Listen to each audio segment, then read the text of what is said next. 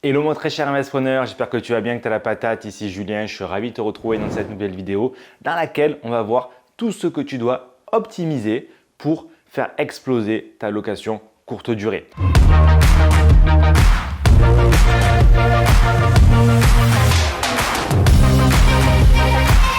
Hello à quoi? Hello mon très cher investisseur, ici Julien Manego, j'espère que tu vas bien, que tu as la patate.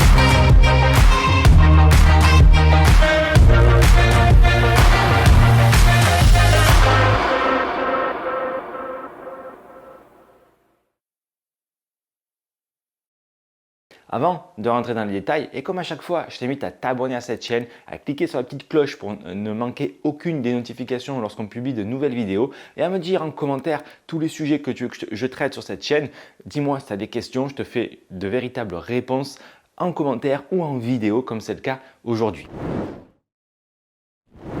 Alors, la première des choses que tu dois vraiment optimiser concernant ta location courte durée, c'est ta stratégie de prix. Parce que effectivement, tu vas devoir te comporter comme un hôtelier. Et hôtelier, tu sais, selon les saisons, il varie les prix pour toujours remplir du coup ces chambres au maximum. Et toi, tu vas devoir faire exactement la même chose. Du coup, tu vas devoir faire une analyse poussée des prix de ton secteur par moment de l'année. L'hiver, l'été, pendant les vacances, tu dois savoir quel est le prix haut, quel est le prix bas. Tu dois avoir une stratégie de prix lorsque tu commences et que pour la première fois, tu vas arriver sur le marché. On va aller chercher des bons commentaires, des bonnes notes pour remplir le calendrier rapidement. C'est très important de le remplir rapidement, d'aller chercher dès que tu arrives de façon à ce qu'il y ait l'effet waouh pour la plateforme, pour Booking, pour Airbnb en disant « Ah là, ça c'est un appartement à mettre en avant, il vient d'arriver, il a de super résultats. » Donc tu penses au début, tu commences peut-être un peu plus bas que le tarif que tu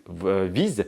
La première année, peut-être, tu vas monter progressivement et ça, c'est ton année test. La deuxième année, tu sais que tu vas pouvoir exploser, encore rajouter 10-20% par rapport aux nuitées précédentes à chaque moment de l'année que tu avais mis sur l'année antérieure. De cette manière-là, la première année, on a d'excellents commentaires, d'excellents retours et la deuxième année, on explose tous les chiffres.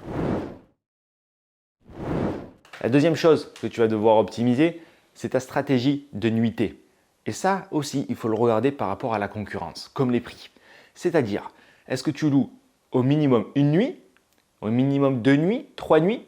Et là, c'est un choix parce qu'au moins, tu vas louer de nuit de manière forcée. C'est-à-dire, si tu autorises les locations à la nuit, tu vas avoir beaucoup plus de réservations, mais tu auras beaucoup plus de coûts, plus de ménages. Est-ce que du coup, c'est la meilleure des choses à faire? Je ne sais pas. C'est toi qui vas devoir décider. Pareil, est-ce que c'est 2 nuits? Est-ce que c'est 3 nuits? 3 nuits, tu auras potentiellement moins de réservations, mais tu auras beaucoup plus de marge sur chacune de ces réservations-là.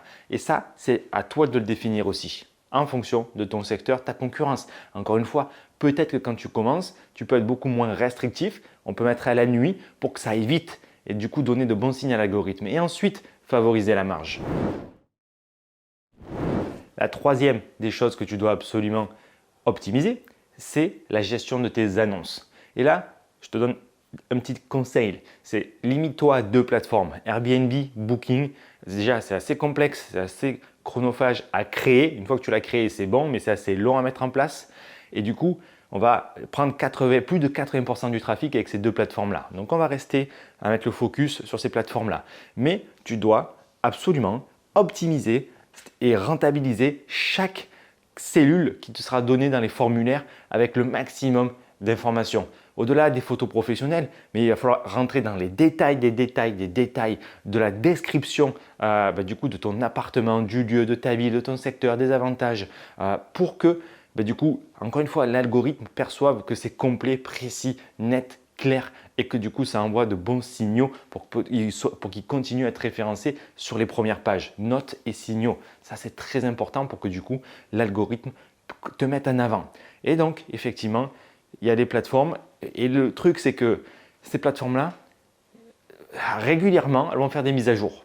Et donc, c'est de ton rôle, ta responsabilité de surveiller s'il y a des mises à jour qui arrivent pour ne pas manquer du coup de remplir ces cellules, en fait, ces questions, ces modes de fonctionnement qui peuvent changer. Et si tu ne les adaptes pas, toi derrière, en fonction de ce que l'algorithme et les mises à jour de l'algorithme demandent, alors du coup, ton annonce sera de moins en moins intéressante aux yeux de l'algorithme et du coup, tu seras de moins en moins mis en avant. Donc, tu dois faire une veille des changements d'algorithme de ces deux plateformes-là et tu dois être 100%, si pas pour dire 120%, donc plus que tout ce qui t'est demandé. Ça doit être 100% précis, propre, détaillé, clair. La quatrième chose que tu dois optimiser, c'est l'automatisation. Sinon, effectivement, dès que tu commences à avoir plus d'un appartement en location courte durée, ça va devenir très chronophage pour toi. Donc, tu dois automatiser l'envoi des messages aux clients, l'envoi des messages à tes partenaires, la personne qui peut remettre les clés ou la personne qui peut être sur place pour aller faire de la maintenance quand il y aura des petits soucis. Ça, tu dois absolument l'automatiser. Comme le prélèvement des cautions, tu dois l'automatiser. Comme la synchronisation des calendriers entre les différentes plateformes. Et pour ça, il y a des channel managers qui existent, il y a des automatisations qui existent et tu as tout intérêt à le faire parce que ça va te faire gagner un temps fou. Et la cinquième chose que tu dois comprendre, c'est qu'il y a vraiment deux phases. La première phase, c'est le lancement et tu dois mettre le focus sur les premiers mois de ton activité et vraiment aller chercher l'envoi de bons signaux pour les algorithmes. Donc, peut-être des prix un petit peu plus bas et plus de réactivité et des nuitées des stratégies de nuitées plus courtes pour vraiment favoriser les réservations. Ensuite, il y a un mode running, on va dire, où là, une fois que tu as passé les premiers mois en fait, d'activité, du coup, tu vas être en mode running. Mais ce n'est pas pour autant qu'il faut t'endormir. Tu vas devoir faire de la maintenance. Chaque semaine, tu vas devoir regarder les prix. Chaque semaine, tu vas devoir regarder les réservations. Voilà, ça prend 30 minutes par semaine, pas de souci. Mais du coup, il ne faut pas s'endormir parce que pareil, si tu le laisses de côté, petit à petit, l'algorithme va comprendre qu'il n'y a pas trop d'activité, il n'y a pas trop de maintenance de ta part et malheureusement, ça va jouer en ta défaveur. Dis-moi si tu as la moindre question par rapport à tout ça, je te réponds avec grand plaisir en commentaire. Et si tu veux apprendre à commencer les investissements immobiliers pour te faire 1 000 € de bénéfices nets par mois, tu sais qu'en description de cette vidéo, tu peux trouver des PDF qui vont t'expliquer tout ce que tu as besoin de savoir pour partir sur de bonnes bases. Ciao!